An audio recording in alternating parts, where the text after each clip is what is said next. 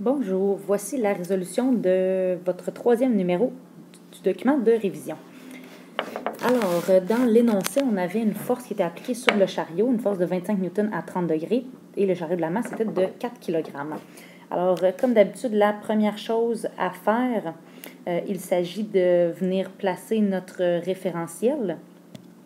Donc, puisque le bloc va se tasser vers la droite, on va encore une fois venir placer notre référentiel pour qu'il y ait un déplacement X positif selon notre référentiel. Une fois que notre référentiel est mis, on va venir dessiner les forces présentes.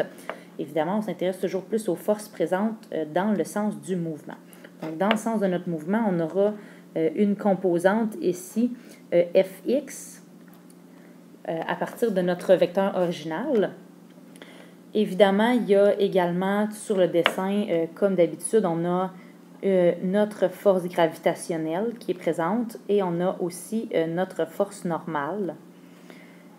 Puis c'est sûr que dans ce cas-ci, on a également une composante là, de la force appliquée en Y, si on voulait toutes les dessiner. À partir de là, il nous demandait d'abord de trouver l'accélération. Donc, l'accélération, c'est parce qu'il y a plusieurs forces qui sont appliquées sur un objet. Dans notre cas-ci, l'accélération, elle se déplace selon l'axe des X. Donc, on va aller faire notre somme des forces en X. Alors, notre somme des forces en X va engendrer sur la masse une accélération. La seule force présente en X, c'est la composante Fx. Puisqu'on a l'angle du vecteur, on est capable de calculer tout de suite là, sa composante. Ensuite de ça, si on veut isoler l'accélération, il suffit là, de venir diviser par la masse.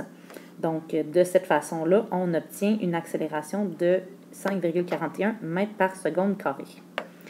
Ensuite de ça, on voulait également connaître là, la grandeur de la force de gravité.